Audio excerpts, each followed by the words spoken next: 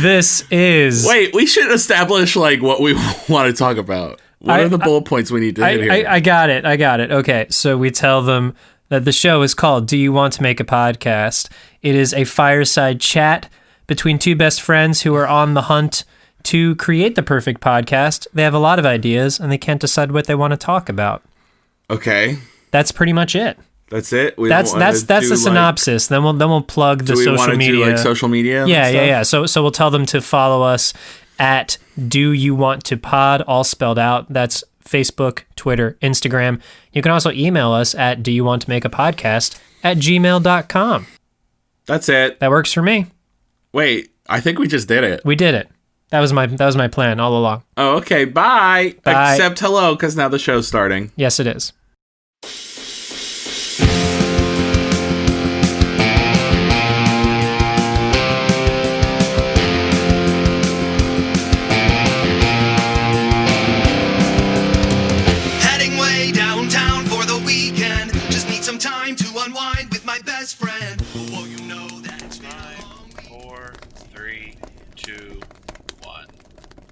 That feels so good to me. That's every time. Yeah, that was very peaceful. That was a nice centering. Yeah. It's like, and it's counting backwards is a thing. Like if you're counting forwards, I feel like I have to like, there's like an expectation. But it's like, no, you're winding down. Yeah, you're getting into this nice homey spot. Yes, yeah. Yes. Welcome. We have Mark J. Parker with us today. Woo. Folks, kids, campers. Welcome, Mark. Hi, campers. Hi, campers. It's going to be a virtual camp this summer, kids. It really is, though. Yeah. Oh, man. Such a bummer. We're in the heart of summer now, so it's time for that, though. Where has the time gone? Literally, 4th of July is in a few days. What? COVID time equals what? Well, who am I? Yeah. Oh, I would love to see Einstein write out like an equation for COVID time. Yeah. Like E equals, and then he just starts scribbling things and goes, fuck it. And he throws a chalk against exactly. Because time is meaningless now. Literally, I feel like every day it's like 10, and then it's already like 1 or 2, and then it's 7:55 p.m. and I haven't done like anything I needed to do today. What? Yeah. It's nuts, man. Yeah. Literally yesterday, I walked outside and I was like, "Oh wow, it's so hot! It's summer! Wow, summer's here! Wow, it's come! It's arrived!" And then I was like, "Wait, did spring happen?" It did. Somehow it happened. It's a long distant memory now, right? Guys, my friend lives in the Hudson Valley area. He had a hailstorm today. Oh, really? Hail that the size could have like knocked his dog out cold. That's tiny so dog. weird. But still hail. Yeah, but still. And it's weird when like I have obviously some friends being in the industry that live in LA, and it's very weird sometimes when I see like Insta stories of like, hey, it's hailing in Hollywood. It's like, that happens? What? In the summer? Weird. Yeah. It's great. Yeah. And by great, I mean not great. Yeah, but probably I'm trying not to be great. positive. Yeah. I would argue it's apocalyptic. Yeah. But right. Yeah. Great, apocalyptic at this point. Yeah. I would argue we are screwed, but, cool, But great. Yeah. Jim, I was really excited for today's interview because I feel like anytime we talk pop culture, I am letting you down, buddy, because I live under a rock. Whereas Mark... Oh, my God, give it to me. Mark does a podcast each and every week, kids, called Add This to Your List, where... It's great because, like, instead of bothering my friends to be like, guys, what should I watch? You just turn it. Mark is going to tell you. Thank you. He knows. I try. I mean, and lately, because there's so much content out there and we're home and I feel like the streamers and everyone's just like, here, watch this. I'm like drowning in it. So maybe right now I'm not on my game. But yeah, pop culture is my thing. Well, let it wash over you because I have a feeling we're going to have a real... slowness in about 2 or 3 months. You're so sadly right. Nothing. Yeah. It's going to be a weird fall for sure. It's going to be like, hey, remember that repeat episode you watched a year ago? Now it's like pop-up video with like people who are in it to make it new. You know what I mean? Like, it's a good time to try to figure out new angles, new creativity. But it's going to be weird. So weird. Yeah. It's going to be very different. Yeah. Sure. Mark, have you heard of any like actual pushes to like make Zoom shows a thing to like actually leverage video calling, or we're all just crossing our fingers that this time will pass. Right? Because can you think of anything more boring than like just Zoom shows? I mean, we already are Zooming all day, and now it's like I don't know about you guys. I'm so sick and tired of seeing like commercials about like, yeah, we're on Zoom or we're on Microsoft Teams or like COVID. It's just like I don't want to see any more video chats. Right. Yeah, right. But yeah, I have a feeling we're going to be seeing. I mean, well, did you guys check out that Parks and Rec like Zoom reunion? Yeah. That was fun. I didn't think it was as good as obviously a real episode would be with all the physicality that you need with that kind of group. But that's a cool way to do it, I guess. It's a cool special, you know? Yeah. And they're doing that with it sounds 30 like Rock. they're gonna do a 30 Rock one next. Yeah, which will be fun. Yeah. But, so it's good for like one-off stuff versus like a full-on season of this. Right. Yeah, I don't know if we could do like 10, even half an hour episodes of that. No. Oh boy, that is going to be tricky. Like I would not want to be a writer on one of those shows to be like, how can I make this box interesting? Right? Right. It's tricky. Right. Yeah. I want to give some credit to the thriller film Searching that came out. Yeah. Was it 2 or 3 years ago? Yep. Mm-hmm. That was all from the perspective of a guy whose daughter went missing, and he was the whole movie. For anyone who hasn't seen it, is a shot of the guy looking into his webcam. You are looking at him as if you're the computer. Yeah. Oh yeah, it was good. It was so good. Searching was good, and so was there have been a few movies luckily that are good with that kind of computer stuff, which you would think they would be awful. But there's another one, Unfriended, which was actually kind of scary a few years ago. I never heard of this one. Oh, yeah. And then they made a sequel. I haven't seen that. It's Unfriended Dark Web, whatever the dark web is. That sounds too scary for me. But I'm like, there's a dark web? Like, the web's already dark for me, so I'm not going to get darker. But Unfriended, it's like these friends that are like, chatting, video chatting. But it actually is pretty clever. And like this person invades their chat group and is now like doing creepy things. So, there is some creativity going on. So that's cool. There's Modern Family did it. Oh, did they? 6 or 7 years ago. Yeah. Oh, ahead of the Yeah, they were ahead of the curve. They did it. Yeah. I mean, they did it when I still watched Modern Family. Exactly. Which I haven't watched in like 4 or 5 years probably. Exactly. I gave up a while ago, and I did try to watch the finale, and I couldn't get through it. Just I didn't know anything that was going on. I mean, but it's a sitcom, whatever. But I could not get through it. It's funny how that show was so hilarious. I remember when it like cleaned up every award for those first couple seasons, and then I think everyone kind of realized like, oh, this isn't funny anymore. Yeah, it just like happened all at once. Yeah. It was like 1 second I was like, this is brilliant, and the next I was like, this is tired. Yeah. Like it literally just went like that. Yeah. Like, it totally was did. there a change in the writers' room, or like did they know. get new staff? I wonder if we all just kind of got collectively a little over the whole mockumentary thing. Sure. Because like, have there been mockumentary shows lately? I'm trying to think. Is Brooklyn Nine-Nine still considered a mockumentary? Is that mockumentary style? I don't even know. No, I haven't really watched it. No, it is from. I understand why you would think that because it's from the same guy who did Parks and Rec. Right. Which was probably the last successful Mike Schur. That's his name. Mike Schur. Yep. Mm-hmm. Yes, who also did The Good Place. Oh, that's right. A show I haven't seen, but people love it. But I think that ended. It's good. Right? Is that done now? Okay. It wow. did. So it's the good and bad thing about The Good Place is it's 52 episodes in and out, baby.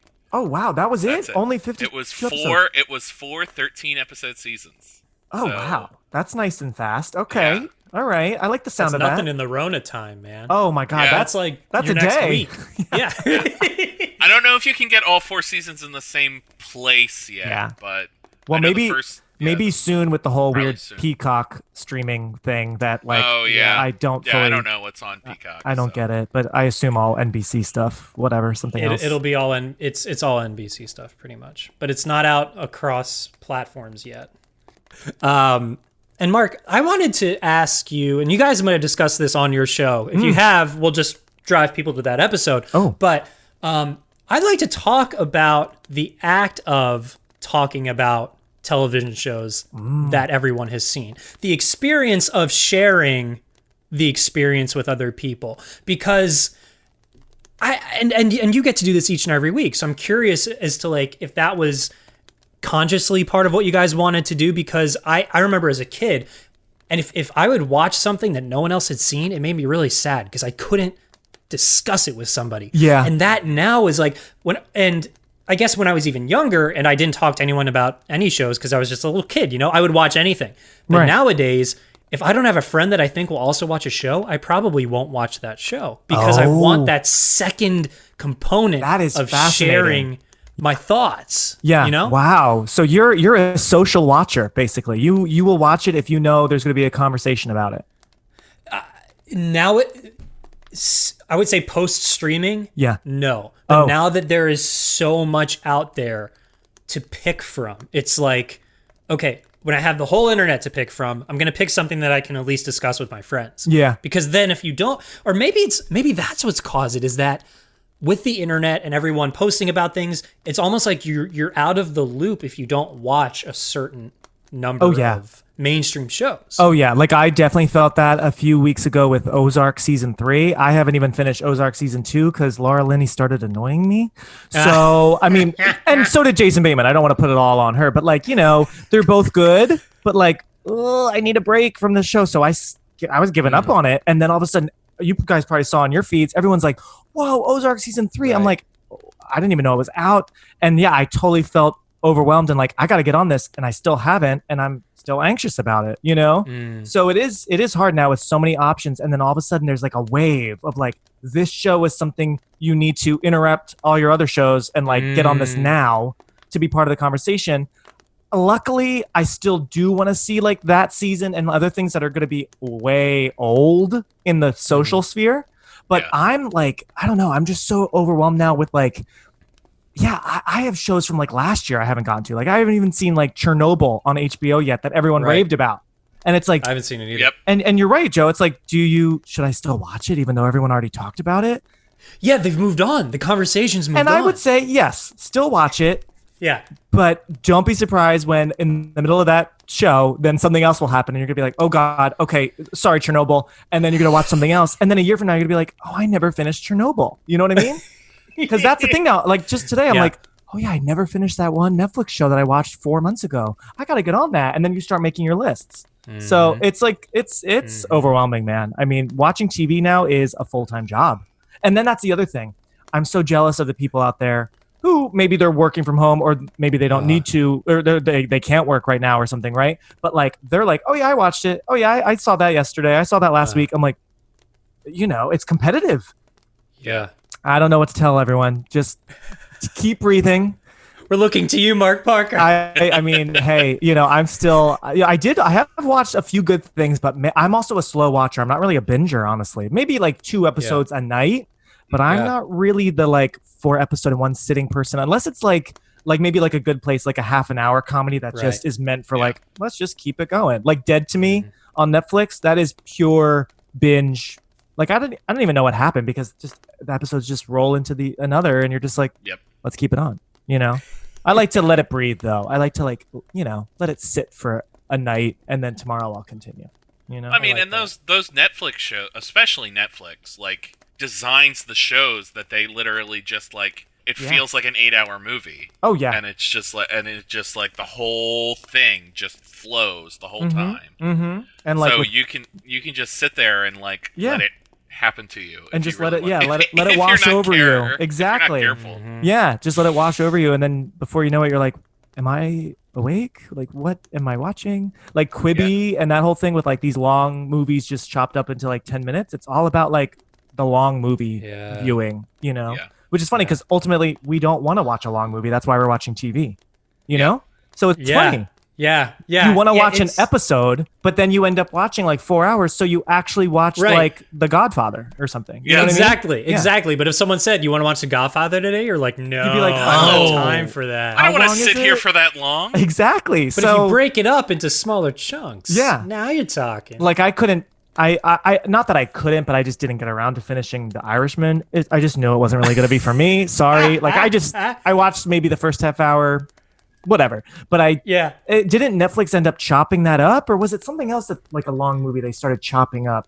Maybe it was something. Oh no, it wasn't that. It was The Hateful Eight, Quentin Tarantino's movie that they started, which I thought was interesting. Like they actually did like 3 episodes of The Hateful Eight. It's the same movie. It's just like, interesting. just that little this is the end time. Yeah. I guess is good for people's brains if you need to stop. I don't know. Yeah, I haven't seen Hateful Eight. That one was good. That one, I liked it. It's a little brutal here and there, like a good Quentin Tarantino movie should be. Yeah. I think I liked it better than Once Upon a Time in Hollywood. Okay. It's a little rough. Hollywood was good because of Brad Pitt scenes. Yes. That's basically the best thing about it, I thought. But what I liked about Once Upon a Time in Hollywood, other than getting to say that name, is that it really wasn't gory until the very end, and then just bam, exponential increase of everything. And I do like that. I loved it. Yeah. I've tried to kind of do. It's funny because when that movie came out, I was like, oh, this is kind of like my style of filmmaking, where the shorts that I've made, I like it to really ramp up at the end, and then the way it ends, it just sort of hits you over the head, you know. But then I know that's a little bit of a slow burn. A lot of people are like, what's going on? So. I get it. It's hard, Yeah. It's hard being Quentin Tarantino. It's hard. Oh, it must be so hard being Quentin. So with his hard. Private movie theater and his bevy of good actors and actresses just hanging out with their feet in the air because he's got his weird foot fetish, toe fetish. Is that? Oh, please go on. Oh, yeah. Oh, yeah. So even in Kill Bill, obviously in Once Upon a Time in Hollywood, I'm sure something else, maybe Inglourious Bastards. Oh, he loves getting an extreme close-up of a woman's feet. Oh yeah, just a woman's feet. Yeah, not so much a man's. Oh yeah, he loves women's feet. And in Hollywood, it was Margaret Qualley, I think is her name. You see her feet, I'm pretty sure, hanging out of the car. I know that sounded me being really judgy. I'm just saying, if you're gonna have a feet thing, that's awesome. Let's be an equal foot opportunist. Yeah, that's a good point. Yeah, you got to see some guy toes. But I don't know. He's very focused on the on the lady little feet. Lady foot. Yeah. So I don't know. Weird. The first time I ever saw him, I was like, "Now this guy's fucking weird." Oh yeah, because right, he's super animated, right? In interviews, Yeah, he's wacky. Yeah, but good movies. Yeah, but his movies are pretty good. Yeah, they're not my favorites. Okay. A lot of people There's they're they're like the obsessives, but it's they're good. I was one of them for a minute. I really liked Inglourious Bastards. Oh yeah, I would agree with you there, Joe. That was really great Tarantino. I still haven't seen. I don't know if I should say this. I still haven't seen Pulp Fiction. I haven't seen Pulp Fiction either. Oh, you haven't either. Okay, good. Because when I say that, the only one. Mark, people are I have what? no room to get angry at folks for not seeing things. Right. Because I never see anything. Yeah. What I'll do say is if there was something that I thought that you would love and you haven't seen it, I'd be like, wait, whoa, you haven't seen this? Yeah. But I try not to be one of those movie buffs where I assume everyone should have seen Citizen Kane and Pulp Fiction. Right. And you're like, oh, yeah. It's everyone's got their lives to live. I still haven't seen The Godfather. I'll get to it one day. Still never seen Gone with the Wind, even though HBO Max just pulled it. So maybe I don't need to see it. I don't know. Yeah. Right. Really? They've made that easy for you. Yeah. Great. I have 3 hours to do something else, to watch a show. How do you feel about Netflix now, giving you the trending movie in America feed when you log on? I feel like a younger me would have been like, ugh, I want to do my own thing. But now I appreciate it. I'm like, okay. Yeah. Kind of what we were talking about. Show me what's topical so I can I guess join in on a conversation. And also from the podcast element, it's hard because sometimes I don't want to watch something current, but the nature of our show, we want to talk about what's currently out there. Right. Yeah, so it does sort of help me even on that creative side to be like, okay, yeah, this sounds good. It's number 3 on trending. I'll choose that this week, Yeah. Really all I want to do is watch an old 1980s horror movie that I missed and I'm obsessed about, but I'll have to say that for some other time, Well, you can come talk about it here anytime you want. Oh, great. Yes, I would love that. The more obscure, the better, baby. Yes. Yeah. Oh, speaking of obscure things, have you guys on your show discussed the Midnight Gospel yet? No, but this sounds familiar. What is it? Is it a... Listeners on this show are probably bored already because I keep talking about it. Well, I know you guys... I do know you guys keep talking about Cats, which I was a fan of. It was It was so wild and weird. I don't know how you could not like it because it was just so... Yes. So truly 1980s Howard the Duck like weirdness that it can't be bad because it's something else. But anyway, no, what is it? Midnight Gospel? Yeah, Midnight Gospel, but then we will have to come back to Cats. I love when we break our only rule of the show. It's great. Midnight Gospel is comedian Duncan Trussell has for years had a podcast called the Duncan Trussell Family Hour where he talks about spirituality and psychedelics and a lot of the teachings of Ram Dass and Eastern philosophy and Buddhism. And it's just like a conglomeration of like a lot of stuff that if you like meditate for hours on end, you know, your mind expands and all that great shit. Yeah. This show is a compilation of interviews from that podcast, plus some current snippets that Pendleton Ward, the creator of Adventure Time, has drawn illustrations to match the interview. And the character that Duncan plays it's like in this, you know, alt future space reality. He's not a podcaster, but he's a space caster. So he's interviewing people for his space cast. It's basically like a trippy podcast cartoon. Okay. I describe it as a if you could go on a sober acid trip, would you want to go? If the answer is yes, you should check out the Midnight Gospel. Interesting. And what is it on? How do you find it? Netflix. Oh, it is Netflix. Okay. All right. Maybe I've seen it. Okay. Maybe I've seen it with scrolling because it sounds familiar. I don't know if that's for me. I don't know. Animated shows, I've never, even as a kid, even like The Simpsons. I know The Simpsons are great. I've watched episodes and I've liked them, but like something about animated movies are different, right? Like I did the Disney movie marathons long before we had Disney Plus, right? But like something about animated TV shows, I'm trying to think, have there been any that I really liked? Like I know people love King of the Hill and, you know, I'm just like, I'll take my real people. You know, like 90s Nick cartoons. Not into them. Yes, no, that I love. Right? Okay. You know, like Rugrats and Rocco and all that, and Cat Dog. What a bad show, but I watched every episode when I was a kid. Right?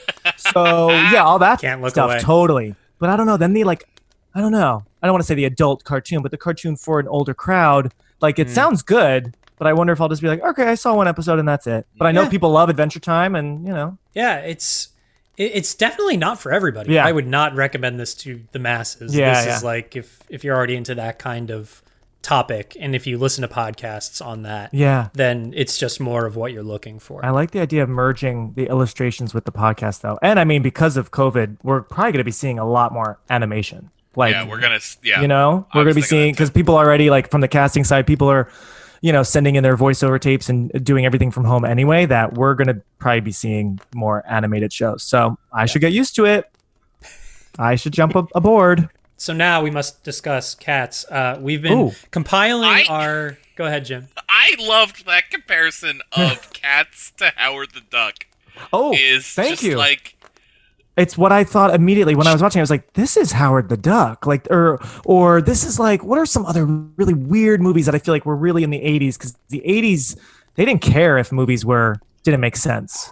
I don't know. I can't think of anything now. They didn't care that everything was in the uncanny valley and like and looked like garbage. Sorry, you guys can probably hear my dog freaking out at thunder or something, but you know, podcasting. But no, Howard the Duck, it totally made me think of that. It was wild. I mean, I will probably watch it years in the future. I don't need to rewatch it again. I saw it on New Year's Eve in the theater, and I'm very glad I saw it in the theater, and I snuck in wine. It was our New Year's Eve movie. We were a little like sick. Maybe we had COVID. I don't know. It was a dream movie going experience because I think there were only maybe 10 of us in the whole theater. So I was loving life. But and I had never seen the musical. Joe obviously knows we acted many, many years ago in a show. I love theater. I'm an actor myself. I had actually never seen Cats the musical, which I know everyone loves or hates. So maybe that's why I liked it, because it was like kind of new for me. I've heard some of the songs, but I didn't really know that it's just about cats like in an alley. Like I didn't know the story, quote unquote. You know, right? Yeah. Did you both like it, or I forget? Is there like a battle here? No battle. No battle. No real battle, because I think we're pretty much on the same page that it was great. Yes. It's one of those. It's one of those so bad it's good movies. It's just so odd because that's the thing. I don't know if it's bad. I mean, there are fun moments. I laughed at like Rebel Wilson doing things or whatever. I definitely was distracted by Taylor Swift. I'm going to put that out there. And I like Taylor, sure. But like that was weird. She didn't sound that good. And again, I don't even really know what the song should sound like. That was weird. Right. And then there was a lot of snot. I feel like there was a lot of Jennifer Hudson snotting. Oh, right? We haven't discussed the snot yet. Oh, yeah. There was a lot of snot, a lot of cry singing, and then Judi Dench staring into the camera. But she also, maybe because I saw it on the big screen, she also had something in her nose. So I didn't really understand, like, is there something I should be thinking about? Like, our noses, cats always have runny noses. Are they all sick? I don't know. I don't know if there was a theme I missed. They're all allergic to cats on that set. Playing cats, so they're just allergic to each other. But did you guys like hear? I'm sure you heard, the stories of making it like as remember? I'm trying to remember now. It came out in December, and like the first day it came out, it was like the bad cut of like showing people's penises and like showing butts and stuff. I don't know, and then I read like a week or two after that like people were demanded by the director Tom Hooper to work all night long, like for no overtime. And edit it and everything. I mean, it's crazy. That's nuts, man. Yeah. Anyone who's like that, it's like just deal with it. And I don't know why they didn't make the movie with the goal of this will be a campy, weird, odd midnight movie. If they just did that and that was just the whole vibe, it would be a major success. Yeah. Like they thought like, oh, this is gonna be an Oscar contender. Right. They thought it was elevated, Les Mis. Like, star power and all that, when it's like, no, I'm watching Rebel Wilson in a cat suit eating cockroaches or whatever. Like, this is midnight movie Rocky Horror all over again, Yeah. Maybe not Rocky Horror, but I would love to, if in like Earth 2, if Cats was directed by Tommy Wiseau. I would. I'll watch that. Absolutely. Oh my God. And he plays a few of the cats. Oh, he's got to play like all but one. He's old Deuteronomy. No, he's McCavity. He thinks he's McCavity, so he plays McCavity. Yeah, for sure. But he should be playing, like, Skimbleshanks, the railway cat. I love that Jim knows all the characters. Now, Jim, did you see the musical, like, back in the day, or no? Like, no, I'm just... You know too much. You just have studied the film. I love it. I've just studied it intensely. Scholar. To know things because I am an insane person. Hey, that likes to know weird things. Oh yeah, I'm always on IMDb. I have the app on my phone. And I'm always like, who is this? Who is this? And I think it's also my casting brain and like just filmmaking. It's like, who did this? Like I just learned. Little fun fact. I don't know when this episode's coming out, but in our brand new episode of my show that's coming out later this week, we talk about movie musicals because Hamilton's coming out, and so we're like, how do we, And I just found out that Joel Schumacher, R.I.P., wrote The Wiz, the movie musical The Wiz. He adapted the stage musical into the movie musical, and I was like, that is so random. I thought, right? Like Batman and Lost Boys and The Wiz. Okay, cool. But I found it on IMDb. That's where I get all my knowledge. So truly. I mean, that's one of my favorite things to scroll. You start at one show and you're like, you're watching someone and you're like, where do I know you from? Oh yeah. And then you just like keep connecting dots. Going down the rabbit hole, and then like you hit back like 20 times and you're still not out of the app, or the site. Yeah, totally. Yeah. I've been dying to ask you, Mark, have you seen Stephen King yet now that you've moved to Maine? That's so funny. He still is like 3 hours north. We are on the edge of Maine. We are like way bottom. From where we were living in Westchester, it's only really like 4 hours, just like, from where we were living north of New York City. So he's still like, I think at least 3 hours north in Bangor. But I have been outside of his house. Awesome house. Nice. Awesome gate. They do a Stephen King tour where they take you to his house in a few different spots, either where they have shot films or at least to the areas where these stories were, inspired by, I guess. That's great. So that's cool. I want to do that one day. But yeah, really cool house. Apparently he spends most of his time actually in Florida. Huh. Yeah. Well, so I shouldn't say, he's down there a lot. That makes sense. Yeah, like he's 65-plussers. Exactly. He's old and rich, so like Florida makes sense. And Mainers, it's so funny. Mainers are obsessed with Florida. Like very few of them go to like California. Their big vacation is just straight down to Florida. So, so I have heard he spends more time there also because his big, beautiful house in Bangor is still pretty close to the road. And like, I have been one of those weirdos, like trying to really like look in the windows through the gate, so I think he's just like, I think actually that's why it came out fairly recently. His house in Maine will still be his house, but it will mostly be now a writer's retreat home. I guess you can apply to be part of a program and you can, I guess, stay there or at least go there in the daytime and write. So that's pretty cool. Right? What I wouldn't give to ask him about that specifically, because I have his book called On Writing on my shelf. Do you? Where he talks about, and he's against writer retreats, at least as of 2004. So I'm like, I got to know what changed, Stevie. What changed your mind? Yeah, I mean, maybe it's not a writer's retreat, but I definitely remember reading he was opening it up to some sort of writing program. So that's super interesting. He's against it. I don't know if I've never really done one. I've always wanted to do one. Well, okay. Have you done one, in his mouth. Yeah. I've never done one, but he said, let me paraphrase, and I might get this totally wrong. So kids, feel free to at me, but I don't check social media, so I'll never reply. So he said, he made the case that writing retreats are fun things to do, but they're not like by no means are they necessary. And he also said that like it can just be a lot of people being self-indulgent around each other. Yep. He's like, some writers will hook up, and he's like, and I'm all for that because that's fun. Why not? You're sitting around all day, you're writing, your food gets delivered to you, and then maybe you meet a cutie and you smooch. I mean, whatever. Yeah. And so he was cool with it all, but he wasn't saying like, in the path of a writer, these writing retreats are really like a thing that you should be doing. He kind of was just like, if you have time and money to blow, go for it. But, because I mean, they do cost money, obviously. Yeah. Not only the application fee, but like you might have to travel to get there on your own dime. Yeah. So I mean, I could see it working for some people. I do think if you don't have a spot to write at home, you definitely need some outside spot. And writing with a partner, even if you're not writing the same thing, you could be writing two different things. It does actually kind of help me. Like, even if like the three of us all had our laptops and we're just writing separate stuff, but like kind of helping each other be accountable for like 2 hours, that is kind of cool. I have my friend who every week we swap pages and we set goals for writing and stuff. Oh, that's like that. great. That's been great. But Jim will tell you that sometimes I've had ideas for things and all I've needed is just to say the ideas at a person and just like look at what their eyes do. And then I'm like, okay, great. And then I know what the next thing is. Yeah. Oh yeah. That's brilliant. I love that. The immediate bouncing off the idea and immediately like, did it work? No? Do I have to explain it? Yeah. Totally. And Joe, you wrote a play recently. You've written a few plays, no? I have. Yeah. I have. I should next time we do a Zoom reading, I'm gonna send you the invite. Yes, because you did one recently, but I forget why. You just did one super recently, or were you in something recently on Zoom? We did a 10-minute play in March of last year. Okay. At a theater that you know well in Jersey. That's right. I do remember that in Maplewood. Beautiful, ritzy Maplewood. Yes. Yes. Oh, so fancy.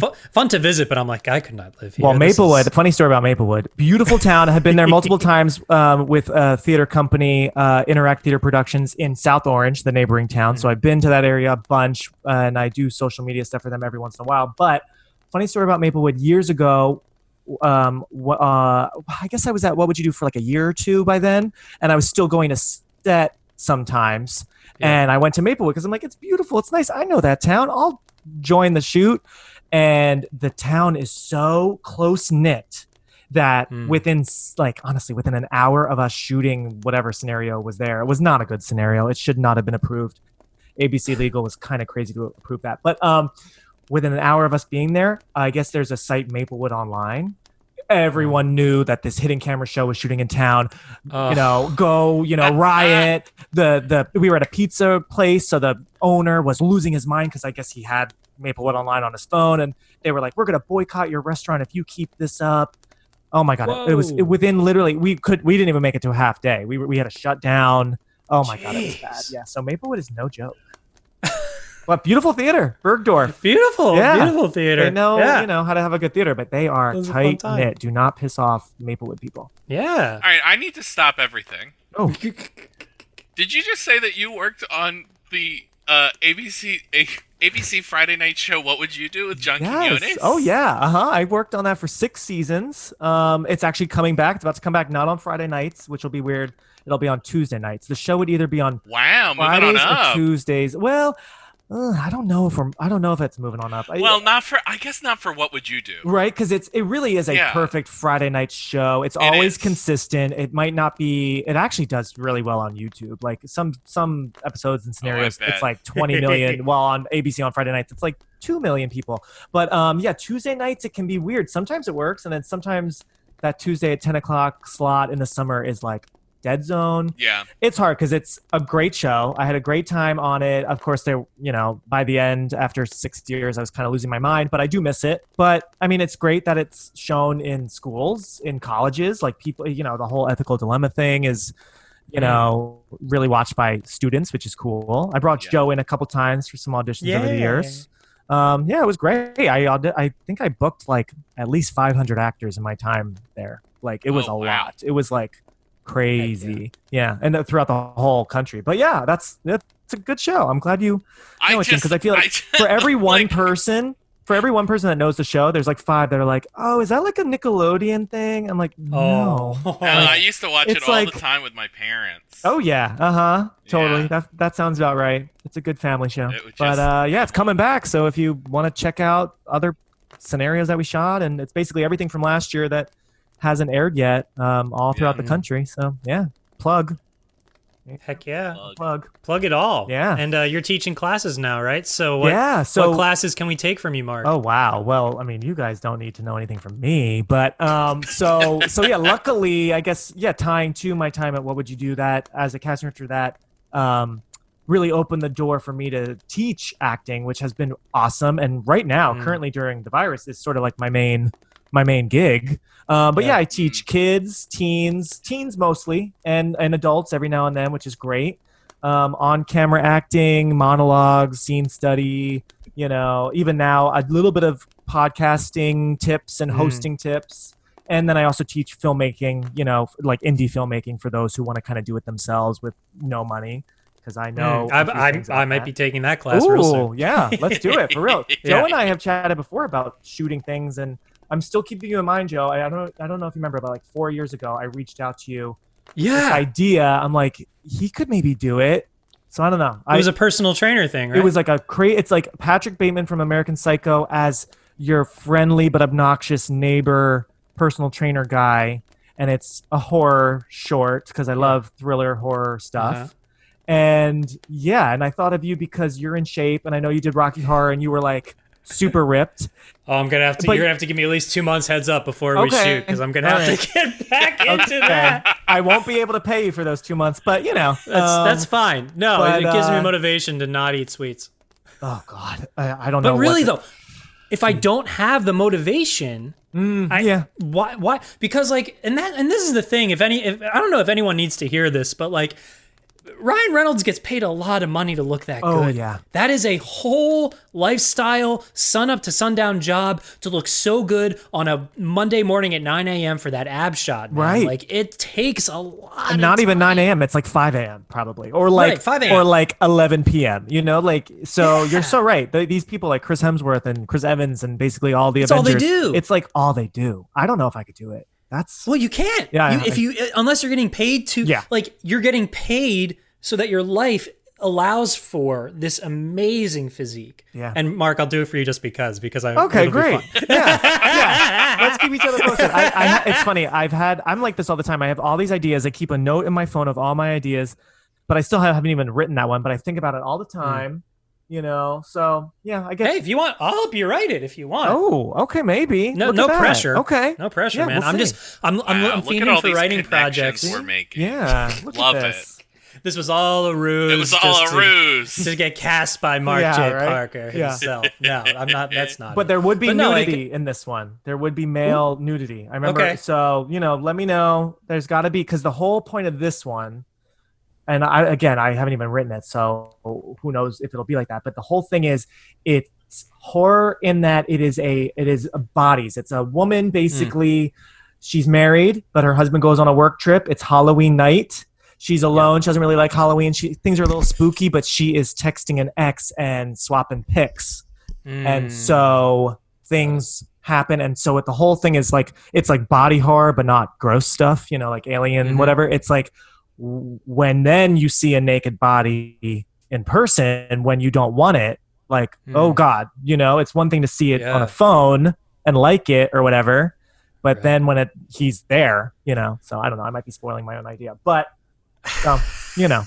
we'll see. But that's one of the many ideas. Yeah. Yeah. And here's something for the kids out there, or maybe anyone who needs to hear this. If you trust the folks in the project, like I trust Mark, I hear that and I'm like, yeah, sure, it's fine because I know you and I trust you.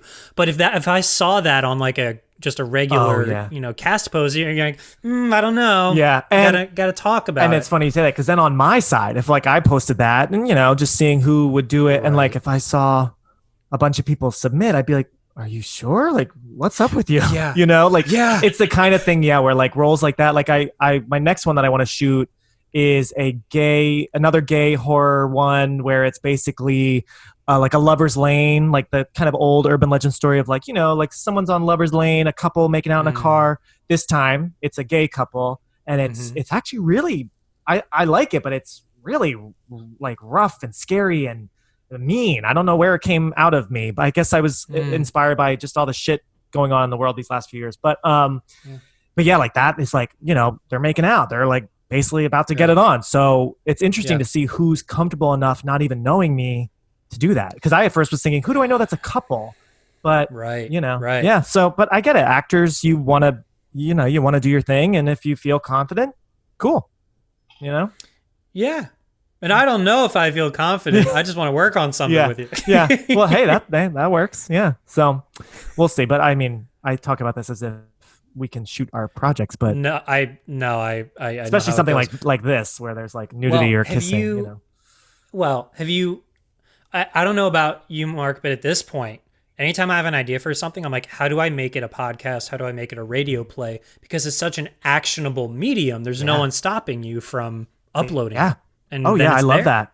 It's great. It's a great idea. I mean, there are some really good, I don't listen to many of them, but there are some really great narrative podcasts out there. Like the Homecoming podcast was awesome. Now it's the Amazon show, which is also great. But yeah, I mean, the whole radio play thing, I love. Actually, you guys might like, speaking of radio plays, there's another good podcast. I have no connection to it. Neither do you guys, I don't think, but whatever. Let's plug whatever. I think it's called Playing on Air podcast. And it's made in New York City, and they bring on like different celebs, and they're short 10-minute plays, and it's a radio play. It's a cool little thing, I will check that out for sure, man. It's whenever you want to like a break from, I don't know, whatever. It's kind of fun to hear a little short story, Oh, I just realized we did this whole thing without asking consent. Does everyone here want to make a podcast? Now that we've made a podcast. Let me think about this. Think about it. Yeah. You can get back to me. I'll make one with you. Yeah. Okay. There you go. No, I regret everything we've discussed. Oh God, delete. And no, we need to do it again. Now, that's going to be weird, Jim, because when we edit this, it's going to be Mark and I talking, and then just silence where your voice was. Yes, that's correct. And then we'll be laughing and screaming, and people are going to be like, "What was in that silence?" Maybe we can add the Charlie Brown parent voice. Ooh. I like that. Genius. Now, every time I speak, I will insert a different sound effect. That would be pretty great, actually. That would be a real mystery. If I was listening, I'd be like, right? What could he be saying? Choose your own adventure. Pulling all kinds of weird stuff. I can't even think of any classic sound effects. Just Wilhelm screams over and over again. Oh God, yeah. Yeah. There it is. Yeah. Yeah, that's close enough. Yeah. It's fine. It's fine. Awesome. Everything's fine. Everything's fine. We'll get through this. I think so. It too shall pass. It will, yes, sometime. Yes, eventually. Although, I mean, not to date ourselves, but there was bad news today in the media world. Yes. Re-Broadway. Yeah. That was big bummer. Big bummer. Okay, now I probably saw it, but I've seen a lot of bad news lately. So No Broadway till January, Joseph. Oh, I did see that. Yeah. Okay. Well, I've been seeing lots of bad. Yeah, you're news like about the arts. You know, it's just normal now to keep scrolling through all the shit. Yeah. That was a bigger dagger than anything else. And it's interesting because smaller theaters, like by me, I'm like right outside of Portsmouth, New Hampshire. I just saw actually today before I heard that news that this theater, the Seacoast Rep, is going to start doing shows in a couple weeks. Like they have performances on the calendar. So it's interesting. I mean, Broadway, but that smaller theater can handle, you know, the 50% capacity or less, right? I guess they can make it work. Broadway, there's no way you can, you know, charge the same expensive prices, but only do like a portion of the seats. Yeah, so. Sure. No, it would never work. I totally get it. It just is like, oof. Oh yeah. I wonder, but outdoor theaters, like the Muni, canceled their season. Yeah, it is weird, right? Why? I guess because the whole crowd thing. It's much like it's still a lot of people in one place. Like 4th of July fireworks, like a lot of them are being canceled because even though you're outside, you're still, I guess, going to be sitting close to each other, you know. And the cast would have to be close to each other, so they're at risk just in and of itself. Very interesting, right? Yeah, because like everyone else can wear masks, but like you as the actors, whether you're a cast of 3 or like 30, you can't wear masks. So this is the only show that can be done in this time. I'll say it again: Bubble Boy the musical, or Bubble Person the musical, to not exclude any of our friends. Absolutely, Bubble Blank. Although I would argue that one would think that the beautiful 11 o'clock number would be the boy emerging from the bubble. Well, maybe there's a way. I love that idea. Maybe there's a way that as he looks like he's going to expose his head through the bubble, that's just an abrupt blackout, end of show. Yes. Right? Chills. Oh, okay. Right? Ooh, can't you hear it? Can't you see it and hear it? Like, you know, there's some swell of the song and as he's reaching up or what, I don't know where this hole in the bubble is. I don't know. But it's kind of like at the end of Aida. I remember like the curtains close and it's a very nice, like peaceful moment. Maybe he's about to emerge and then that's it. We don't know what happens. Yes. So absolutely, we should still, you know, make it happen. We should do that. Make it happen. Yeah, I like Bubble musical. Yeah, let's do it. Let's start. Joseph, get me an outline by next week.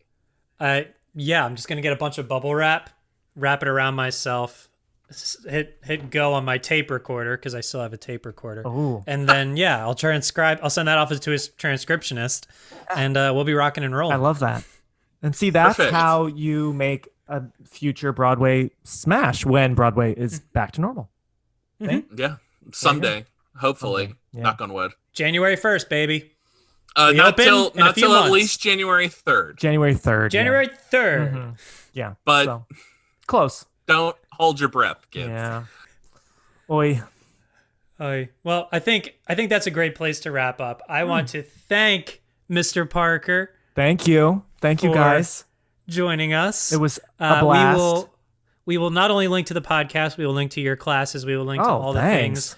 If is the Vimeo, can we watch the shorts on your Vimeo page? Or you can watch my. I'm currently in post production, almost done. Any day now, fingers crossed on my new one. But my first one, Sticks, is on Amazon Prime and Vimeo. So I'll send you guys the links for that if you in the mood for a little creepy movie. It's fine. It's not great, but it's good. You know, it's not bad. It's one more horror movie than I've made, sir. So I'm proud of you. There you go. All right, I like the sound of that. So yeah, you can watch that. Awesome. Cool. Well, thanks, kids. Make sure you FaceTime your moms. They're wondering how you're doing, unless you're already living back in their basement. In which case, you probably best of luck. You probably all are in your mom's basement. So bye. Bye, Mom. Bye, Mom. I don't need your mile long bridge. Williamsburg is too expensive. Fuck the A train. Am I insane? No, I'm just never